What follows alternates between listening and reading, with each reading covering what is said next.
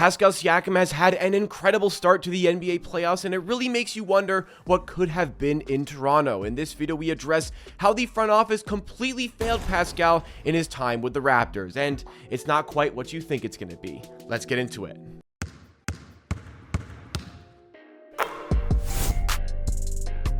The Toronto Raptors committed to a tank this season, and rightfully so, based on where they were in the standings, based on the situation that was with the contracts of OG Anunoby, Gary Trent Jr., and of course, Pascal Siakam, and opted to trade away OG Anunoby, and also Pascal Siakam, who has a new home with the Indiana Pacers, where he seems to be relishing life with a floor spacing team, and he certainly has been relishing this opportunity to play with a team like this in the NBA playoffs thus far, playing against the Milwaukee Bucks, who, albeit are not the typical Milwaukee Bucks that we have come to expect over the last few years. They are not the typical Milwaukee Bucks when it comes to defense, but nonetheless, a solid team in the playoffs, and Pascal Siakam has been doing this.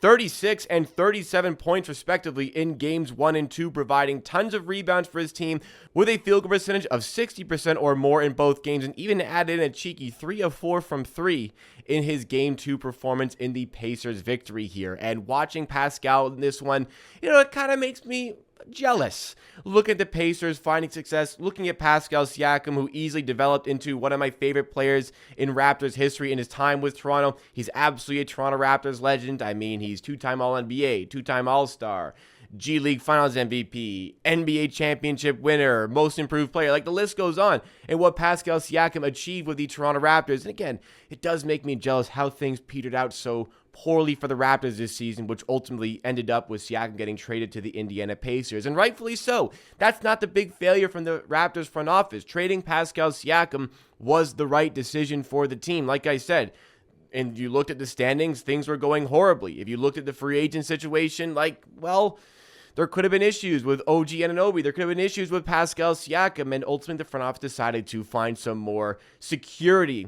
with their contracts and more youth to add to their team, along with future considerations and future assets. Like, one of the picks that was returned by the Indiana Pacers in that Pascal Siakam trade eventually became the 29th overall pick in this upcoming NBA draft. That pick was flipped to acquire Kelly Olynyk, who was signed a 2-year extension, and Ochai Agbaji, a young player with promise for the Raptors. That is some great business there.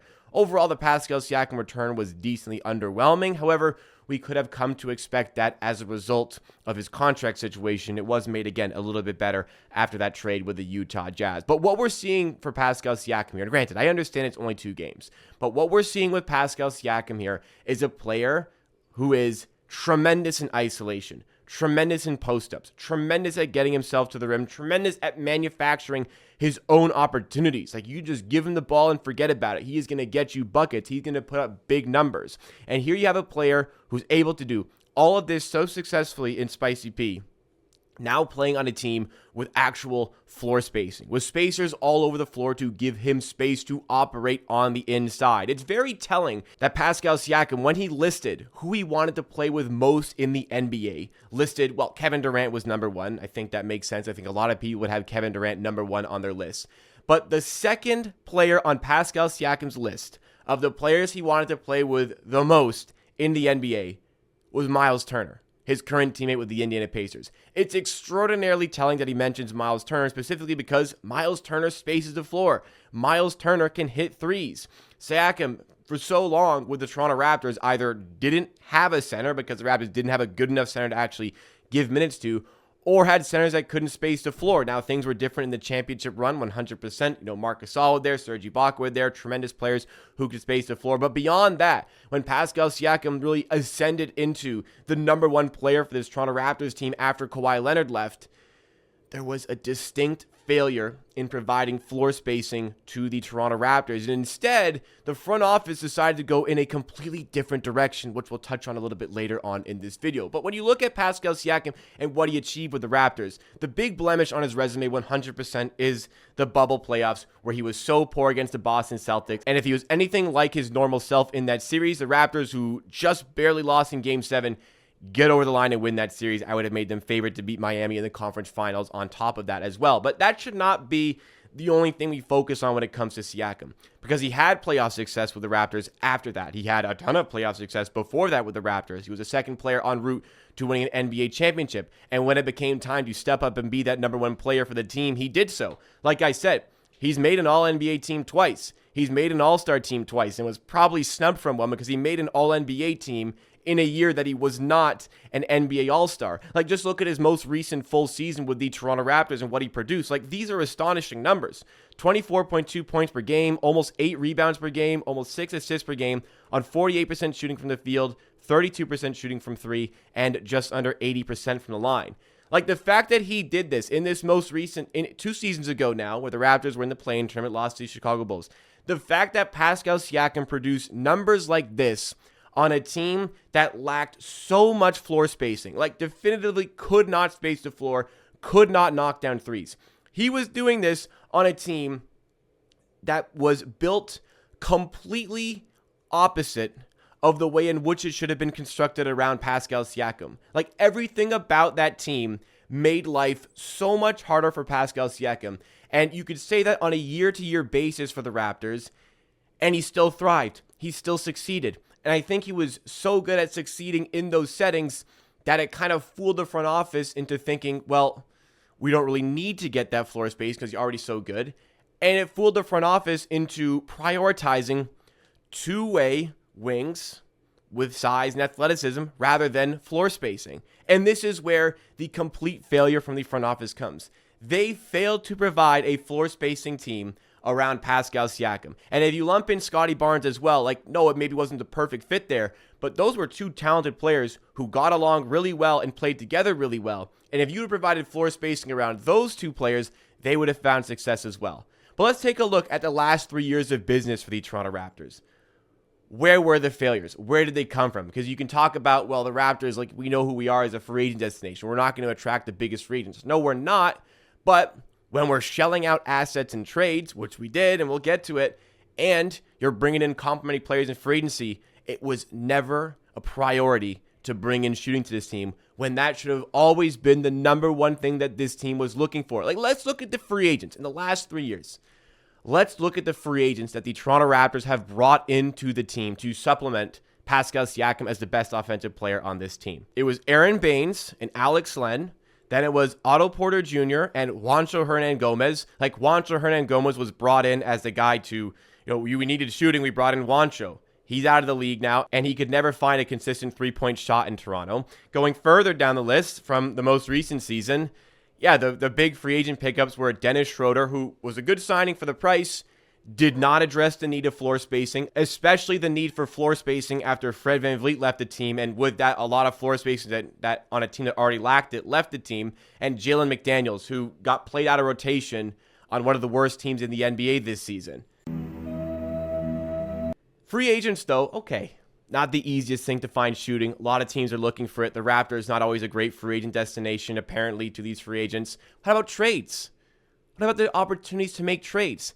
Take a look at the business done by the Raptors via trades in this era here. They've traded for Gary Trent Jr., which is great. It addressed floor spacing, but you traded away Norman Powell, who was a significant part of floor spacing for the team. Then the next season, this is the big one. A first-round pick was traded away by the Raptors when they were in a play-in tournament position or thereabouts at that trade deadline in 2022. They traded away a first-round pick and got back Thaddeus Young. Thaddeus Young. Again, the continuous priority of two-way wings. Thaddeus Young was brought in basically to get some minutes and be a locker room presence for a first-round pick. And you could have brought in shooting to the team. Prior to that, the Raptors had traded Kyle Lowry in a sign-and-trade. Granted, a sign-and-trade, but they brought in Goran Dragic, did not address those needs, nor did he really do anything for the Raptors, and Precious Achiuwa, who very much did not address the needs for floor spacing. But you can understand in a sign-and-trade where things can be difficult. That Thaddeus Young trade is like an ominous one to look back on. That was the opportunity to bring in floor spacing to this team. But they seriously doubled down on 6'9", two-way athletic forwards, which just did not make sense for Pascal Siakam. And when they finally addressed the floor spacing, it was too late. They brought in RJ Barrett. They brought in Emmanuel Quickie. Those would have been great complementary players, but the nail was already in the coffin on that era with the Raptors, and Pascal Siakam was traded away to the Indiana Pacers. So looking back at the core in place, Fred VanVleet, OG Anunoby, Pascal Siakam, Scottie Barnes. What an unbelievable fumble by the front office. Like, do you have any idea what other teams around the NBA would do for a core like that? Like, you had Fred VanVleet in Toronto while he was an All-Star. You had Pascal Siakam in Toronto while he was an All-Star twice and made 2 All-NBA teams. You have Scottie Barnes, who is an All-Star at 22 years old. OG Anunoby, one of the premier elite 3-and-D players in the NBA. And that team could not find consistent success. 3 out of 4 of those guys missed the playoffs 3 out of 4 of those years. With Scottie Barnes, they've missed the playoffs in 2 out of 3 years. Like, it's just not enough success with the amount of talent that was there at the top end of the roster because not enough work was done by the front office to complement them with the necessary shooting. And you could make the case, hey, Siakam, he wasn't good enough to put all that investment in. Siakam wasn't good enough to build the team around. Well, evidently, they thought they had something because 2 first-round picks were traded away to build on that core while Siakam was here. It just was not put in the right places with Thaddeus Young. Absolutely not.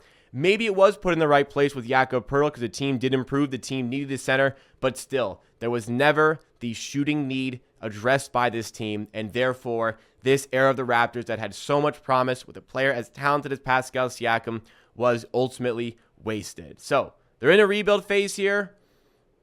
It made sense to go in that direction. It made sense to trade Pascal Siakam, but looking at him with a floor spacing team and looking back on what could have been in Toronto, it does really make me wonder how good that team could have been if the priority was shooting over two-way athletic wings. What do you make of this whole thing? What do you make of this video? What do you make of my opinion? Let me know your thoughts and opinions in the comments down below. That's all for me for today. Drop a like if you did enjoy. Make sure you subscribe to the channel for more Raptors content throughout the offseason, especially leading up to that NBA draft. And I'll see you again next time for another video.